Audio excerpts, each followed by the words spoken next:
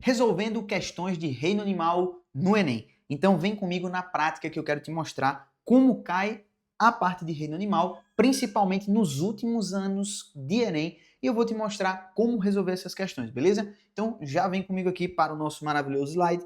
Então eu quero começar resolvendo na ordem cronológica e da nossa listinha aqui, da 1 para 5, tá? Às vezes eu vou na minha ordem aqui, mas hoje eu vou seguir a ordem. Então vamos lá, simbora! Enem 2020, já consegue sentir esse cheirinho aí? Isso é o cheiro do Enem. Então, se você tá ligado nisso aqui, você vai perceber que esse padrãozinho das questões de 2020 ele acaba se repetindo nos anos seguintes. Especialmente, eu peguei um ano que tem questões que acabam se repetindo e o ano que se repetiu. Então, você vai perceber isso aqui na sequência. Olha só. Grupos de proteção ao meio ambiente conseguem resgatar muitas aves aquáticas vítimas de vazamento de petróleo. Então, olha só, aves aquáticas vítimas de vazamento de petróleo estão sendo resgatadas. Essas aves, elas são lavadas com água e detergente para a retirada completa do óleo de seu corpo. E posteriormente são aquecidas, medicadas, desintoxicadas e alimentadas. Isso é muito importante. Mesmo após esses cuidados, o retorno ao ambiente não pode ser imediato, pois elas precisam recuperar a capacidade, olha só, a capacidade de flutuação. Beleza? Então, o grande quesito aqui já foi direcionado dentro da própria questão. Ele já está mostrando para você. Elas recuperam a capacidade de flutuação, consequentemente, os resgatadores liberam esta ave de volta no meio. Tá certo? Então, enquanto ela não recupera essa capacidade, ela não pode ser liberada. Basicamente é isso. E aí a pergunta vai girar em torno exatamente disso. Para flutuar, essas aves precisam fazer o quê? Então, olha só, essas aves aquáticas, né, que vivem ali na água, no ambiente marinho, pescando, né, peixes, sobrevoando ali o oceano e assim por diante, elas precisam ter uma capacidade de flutuação. Por quê? Porque elas vão passar algum tempo na água, sim, né, nadando ali ou até buscando seu próprio alimento. Então, nesse caso, elas precisam flutuar. O texto inteiro traz um amparo contextual para essa parte do texto aqui. É ela que está diretamente relacionada com o comando, tá? Então veja que é uma questão completamente desprovida de margem para interpretação. Se você não souber das alternativas aí, o que é que faz a ave aquática flutuar na água, você não consegue responder. Simples assim, tá? Então olha só, primeiro, recuperar o tônus muscular, ele precisa flutuar, ele não está falando de natação. Se fosse uma ação que tivesse um parâmetro ativo por parte da ave, beleza. Mas aqui o tônus muscular não teria tanta influência com relação à flutuação, sim com a natação. Então a gente pode riscar fora. Letra B, restaurar a massa corporal. Então olha só, se ele já está falando aí da capacidade de flutuação, ele falou lá em cima, aquecidas, medicadas, desintoxicadas e alimentadas. Então, a alimentação já vai restaurar essa questão da massa corporal. Então, não necessariamente isso já está relacionado com a parte de flutuação. Afinal, se ele tiver com a massa menor, ele vai flutuar mais, né? Então, a gente precisa lembrar disso também.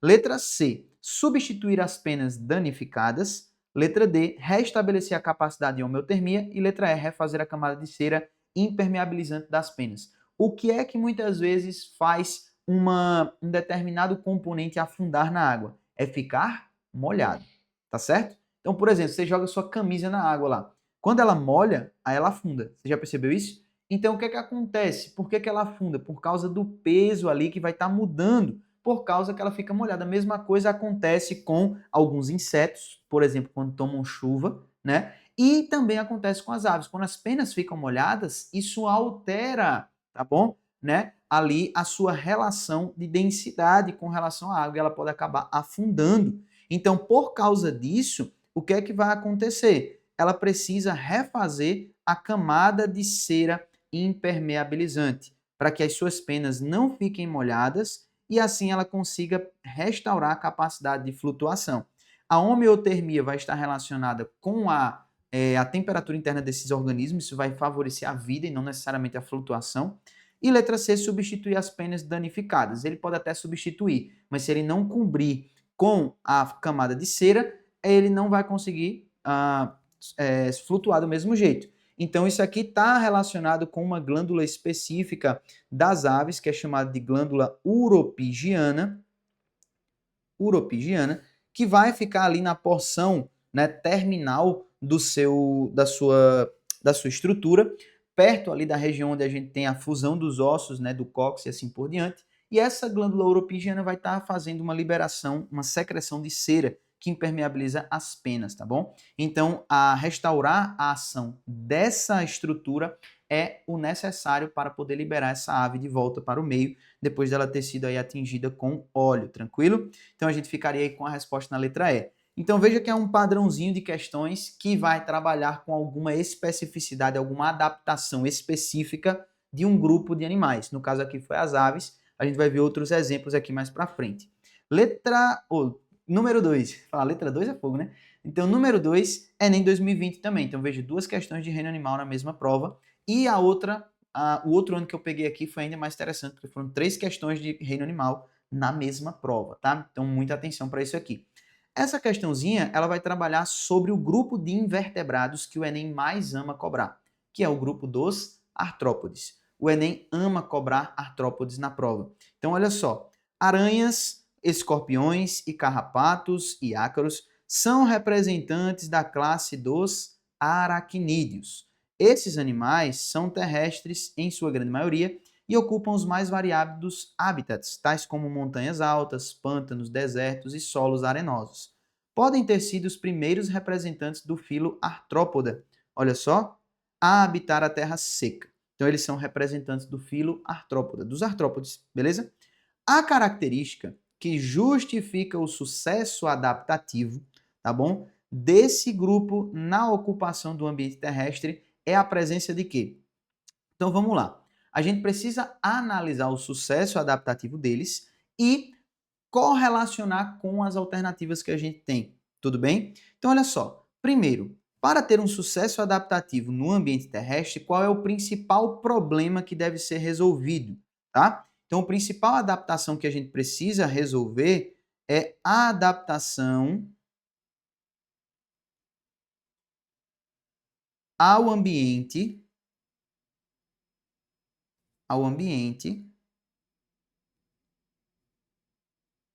com pouca água. Então, o grande problema para se estabelecer no ambiente terrestre é lidar com a falta de água, que não existe mais tanto quanto no ambiente aquático. Esse é o principal problema.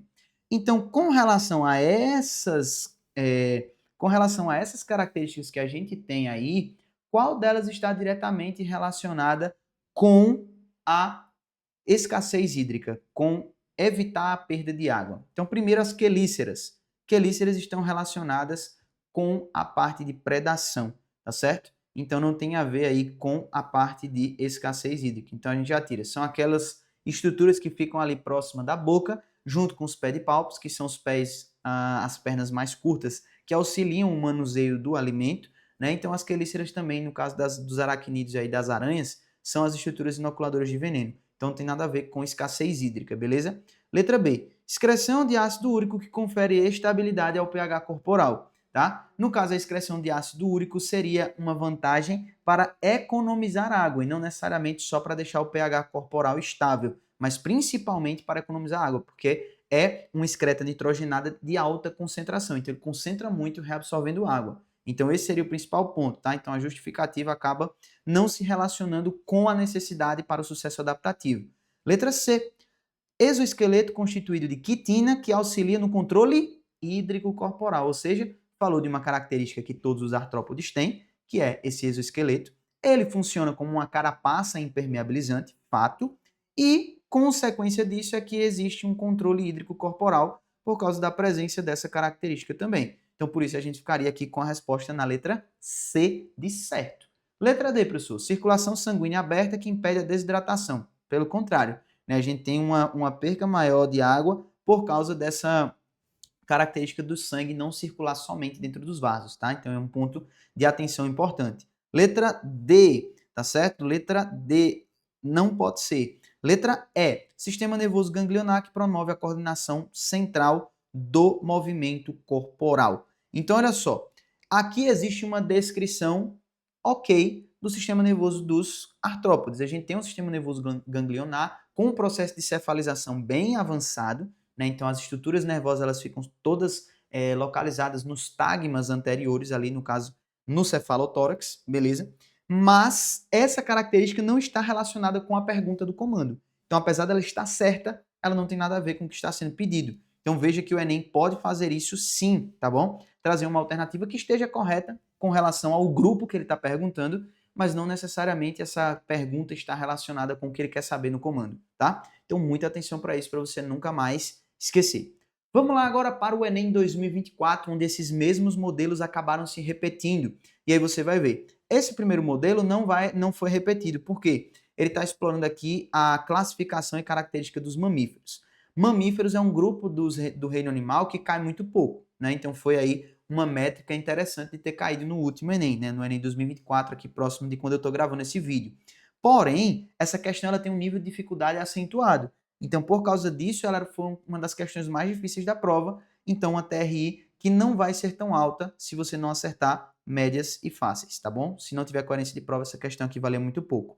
Apesar de os animais representados, olha só, no cladograma compartilharem o mesmo ancestral, então ele está falando aqui, ó, apesar de compartilharem o mesmo ancestral, eles se caracterizam por distintos padrões de reprodução e de nutrição dos embriões e descendentes. Por quê?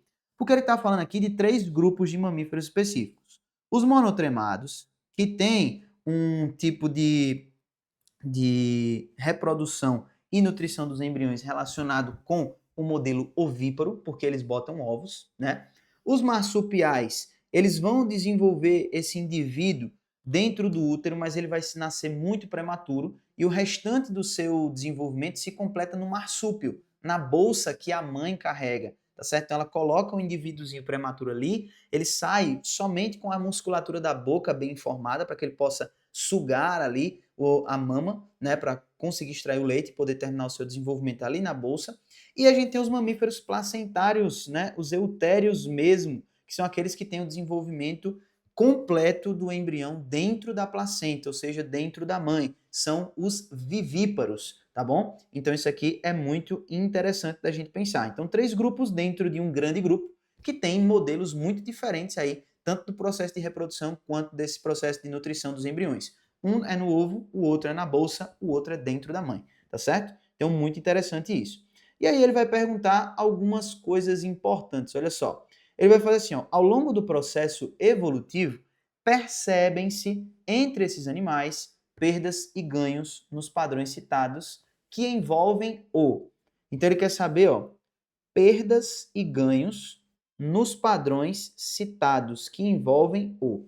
Letra A, aumento no número de descendentes por ninhada. Então veja, ao longo desse processo evolutivo entre eles, não houve aumento do número de descendentes por ninhada. Eles colocam sempre poucos descendentes porque o foco é no cuidado parental. Então a gente tem um grupo aqui, né, no caso dos mamíferos, que é K estrategista.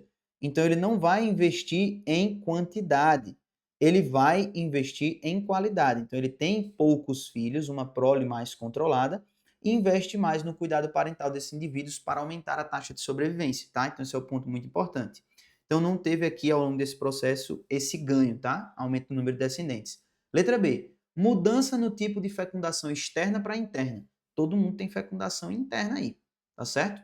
Nunca teve essa mudança de externa para interna, tá? Então todos os mamíferos eles têm órgão copulatório, tá? Então não tem lá desde os répteis a gente vai ter esse órgão copulatório. Os répteis têm o específico deles, isso some nas aves, né, porque as aves não têm órgão copulatório, apenas algumas aves que vão ter algo similar, tá certo? Como o pato, por exemplo, que tem ali uma estrutura em espiral para conseguir injetar esse esperma na fêmea, mas os mamíferos têm fecundação interna. Letra C, redução da versatilidade de reprodução que se torna unicamente sexuada. Se ele está falando que se torna unicamente sexuada, quer dizer que tinha alguém que se reproduzia assexuadamente. E isso não é verdade, né? Todo mundo aí tinha reprodução sexuada, então isso aí não aconteceu nesse processo evolutivo, tá? Dentro do grupo. Letra D, desenvolvimento embrionário que passa do meio aquático para o terrestre. Ninguém passou do meio aquático para o terrestre. desde os répteis, que está todo mundo no ambiente terrestre, porque a partir dos répteis a gente tem o surgimento dos aminiotas, né? Do ovo amniótico com os envoltórios embrionários que evitam que esse embrião precise ou necessite de um ambiente aquático para se desenvolver, como peixes e anfíbios, tá bom? Então sobra somente a letra E, que seria a nossa resposta correta, que é a diminuição da vesícula vitelínica associada ao desenvolvimento da lactação, tá certo? Então, à medida que a gente vai vendo esse processo evolutivo, a vesícula vitelínica dos embriões ela vai reduzindo. Então, a dos monotremados é bem maior, porque a gente vai ter o estilo de vida ovíparo. Então, para que o embrião se desenvolva dentro do ovo, esse vitelo vai ter que estar armazenado todo na vesícula vitelínica, ou seja, o material nutritivo, para esse embrião se desenvolver dentro do ovo. Para os marsupiais isso já não precisa tanto, porque ele nasce prematuro e completo desenvolvimento, né, mamando ali dentro do marsúpio. E no caso dos placentários, aí quando ele nascer, ele vai também ter o processo de amamentação. Então a vesícula vitelínica ela sofreu um processo progressivo dentro desse processo evolutivo de redução da vesícula vitelínica por causa da lactação que acontece tanto nos marsupiais quanto nos mamíferos placentários. O professor quer dizer que os monotremados são mamíferos, mas eles não mamam? Mamam sim, mas a amamentação deles é bem diferente dos demais, tá certo? Então, fica aí essa dica para você. 4. Enem 2024. Então, veja que essas últimas 3 questões, elas caíram na mesma prova. Então, uma métricazinha que foi interessantemente utilizada pelo Enem no último ano. Por quê? Num ano só, ele colocou 3 questões de um assunto que é pouco recorrente, que é a parte de reino animal. Então, você precisa ficar ligado. Não é porque cai pouco que não possa cair, tá? Então, muita atenção para os padrões dos últimos Enems, tá certo? Letra não, né? Vamos para o comando da questão. Olha só, ele vai perguntar, para superar essa limitação, o exoesqueleto deve ser. Então, olha só, mais uma vez na prova, cai sobre reino animal, explorando a característica de quem? Ó? Os artrópodes. E mais uma vez a mesma característica, que é o quê? O exoesqueleto. Só que naquela primeira questão de 2020, o exoesqueleto ele estava associado ao processo de armazenamento de água, né, de impermeabilização e sucesso no ambiente terrestre. Aqui, ele está falando sobre a dificuldade que esses indivíduos têm de crescer, porque o esqueleto é externo, então ele forma meio que desculpa, ele forma meio que uma armadura, tá bom? Então, formando meio que uma armadura, o que é que vai acontecer? Ele precisa substituir esse exoesqueleto por um exoesqueleto que tenha mais espaço, para que ele tenha para onde crescer, tá? Então, esse é o processo que nós denominamos de muda ou ecdise. Então, para superar essa limitação do crescimento, ó, que está aqui no finalzinho também, ó, limita o crescimento desses animais, a gente tem uma substituição por meio de mudas que ocorrem periodicamente, tá? Então, a cada período específico, aquele artrópode ele vai trocar o seu exoesqueleto. Então, esse aqui está apertado, beleza? Ele vai sair de dentro desse aqui e vai sintetizar um novo aqui que seja assim, ó, para que ele possa ter espaço para crescer. Quando crescer de novo, ele vai sair de dentro desse e vai sintetizar um ainda maior. E aí ele vai crescendo para ocupar esse espaço, beleza? Então, esse é o processo que acontece a muda ou ecdise. Pegou a ideia? É como se você tivesse aí, por exemplo, numa empresa. Você chegou nessa empresa e aí só era você e outro funcionário, mas a empresa começou a crescer, chegou outros funcionários, está tendo um fluxo muito maior de clientes, você não consegue mais atender todo mundo ali naquela única sala. Então você tem que expandir. Você vai para um empresarial que tem agora 2 salas, onde você e o seu funcionário e os clientes ficam mais folgados. Só que se crescer mais, você vai ter que mudar o ambiente de novo e assim por diante. É o mesmo princípio com o exoesqueleto dos artrópodes, tranquilo? E por fim, a gente tem essa questãozinha aqui, ó, que ela vai correlacionar com aquela questão que a gente viu em 2020 sobre as aves. Então, traz um grupo de animal e pergunta sobre uma característica específica dele, uma adaptação. No caso aqui, ele vai falar sobre as pererecas assobiadoras que tiram o sono dos moradores do Brooklyn, tá? Então, ele está falando que os moradores do Brooklyn perderam o sono por causa de um som alto e constante, que muitas vezes a gente pensa que é grilo, né, naquele período chuvoso, perto da mata que tem na nossa casa e etc. Mas não é grilo, são sapos vocalizando. Para quê? Para atrair fêmeas para a reprodução. Então, é um comportamento reprodutivo. Então, ao emitirem o som estridente, o que é que esses anfíbios estão fazendo? Eles estão atraindo as fêmeas para o acasalamento. Então, isso daqui é nada mais, nada menos do que um comportamento, certo? É um comportamento reprodutivo.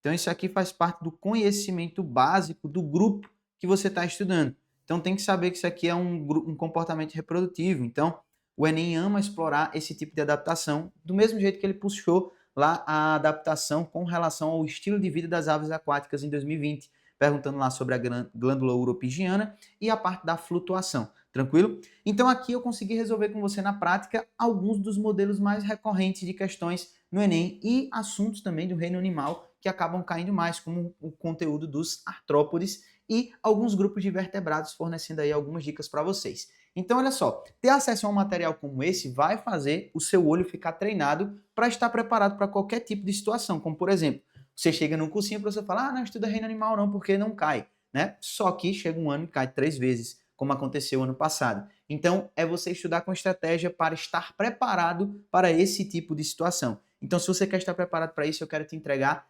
15 dias de graça da nossa plataforma para você estudar com esse material que eu estou te apresentando aqui, das melhores questões, desse tipo de conteúdo, e para você nunca mais esquecer o que é um tipo de questão aí de reino animal e como isso cai. E ainda mais, como resolver essa questão, né? Resolvi com você, agora você já sabe.